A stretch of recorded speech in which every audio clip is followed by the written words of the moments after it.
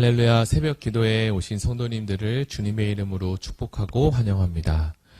아침 저녁으로 날씨가 많이 추워지고 있는데 건강에 유의하시기 바랍니다.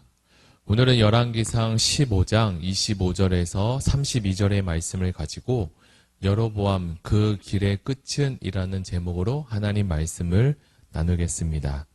제가 먼저 성경 봉독하겠습니다. 유다의 아사왕 둘째 해에 여로보암의 아들 나답이 이스라엘 왕이 되어 2년 동안 이스라엘을 다스리니라.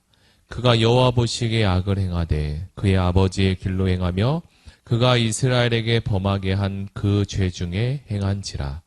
이에 이사갈 족속 아히야의 아들 바하사가 그를 모반하여 블레셋 사람에게 속한 기쁘돈에서 그를 죽였으니 이는 나답과 온 이스라엘이 기쁘돈을 에워싸고 있었음이더라.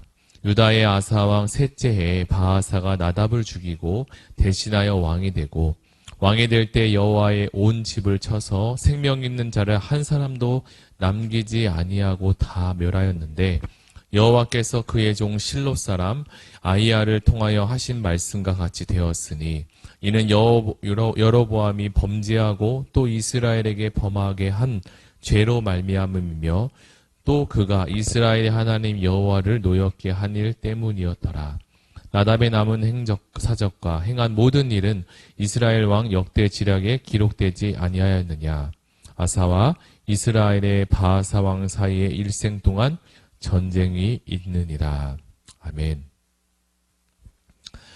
저는 결혼을 하고 10년 지나서 늦게나마 아이를 낳게 되었습니다. 늦게 아이를 낳은 만큼이나 다른 가정보다 아이에 대해 더 마음이 쓰일 때가 있는데요. 아이를 낳고 나서 제 스스로 느끼게 된 것은 제 아이뿐만 아니라 다른 가정의 아이들도 모두 다 예뻐 보인다는 놀라운 사실입니다. 그 전까지는 이렇게 아이들을 봤을 때 그렇게 예뻐 보이지 않았던 아이들이 제가 아이를 갖고 낳게 돼 보니까 너무나 예뻐 보이고 사랑스럽고 그리고 또한 아이를 키우는 부모님의 마음도 많이 이해가 되더라고요. 자녀를 키우고 계신 부모님들은 모두 다 공감하시겠지만 자신의 자녀가 모두 다 잘 되기를 바라고 원할 겁니다. 내 자녀가 안 되기를 원하는 부모는 지구상에 아무도 하나도 없을 겁니다. 이처럼 모든 사람은 자녀가 성공하고 고루 인생에 행복하도록 잘 살기를 바라고 바라는데요. 마찬가지로 하나님도 하나님의 자녀인 우리가 더 잘 자라고 행복한 인생 그리고 풍성한 삶으로 살아가기를 바라고 계십니다. 그러나 하나님의 자녀인 우리가 좋은 길을 선택하지 못하고 때로는 낭떠러지와 좋지 않은 길로 걸어가고 있다면 하나님 아버지의 마음은 너무나 많이 아프실 것이라 생각됩니다.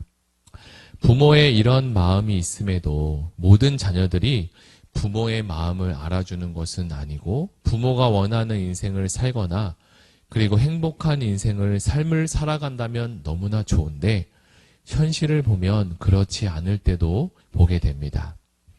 자녀를 가장 많이 사랑하는 부모가 자녀에게 좋은 길을 계속적으로 일러주어도 오히려 그것을 기쁨으로 받아들이지 못하고 잔소리로 듣거나 부모를 부끄럽게 하거나 욕되게 하는 일도 그런 경우도 종종 우리는 듣고 보게 됩니다. 이것은 참으로 매우 안타까운 일이 아닐 수 없습니다. 오늘 본문에 등장하고 있는 이 여로보암이라는 왕을 우리는 참 많이 설교 중에 들어보셨을 거예요. 하나님은 여로보암에게 왕의 자격이나 또 능력이 있어서 그를 왕으로 세운 것이 아니라 부족함에도 그에게 왕의 자리를 맡겨주셨고 만들어주셨습니다. 그럼에도 하나님께 감사하기는커녕 자신도 그리고 자신의 자녀와 그리고 이스라엘 백성에게까지도 잘못된 길을 인도하는 매우 안타까운 스토리를 오늘 성경은 담아내고 있습니다. 그럼에도 하나님은 여로보암이 잘못된 길을 가고 있음에도 참으시고 또 참으셔서 그가 하나님께로 돌아오기만을 기다리고 계십니다.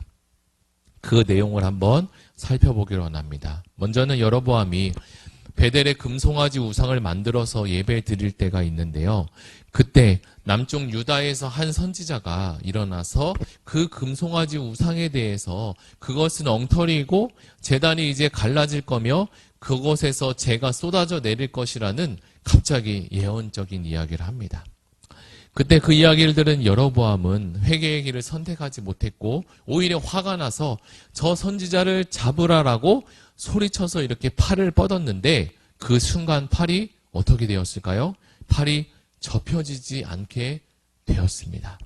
더 이상 그 왕이 더 이상 팔을 쓸 수 없게 되자 선지자는 매우 안타까운 마음을 가지고 왕을 위해서 팔을 붙잡고 기도한 후 팔은 정상으로 이제 돌아오게 되었습니다.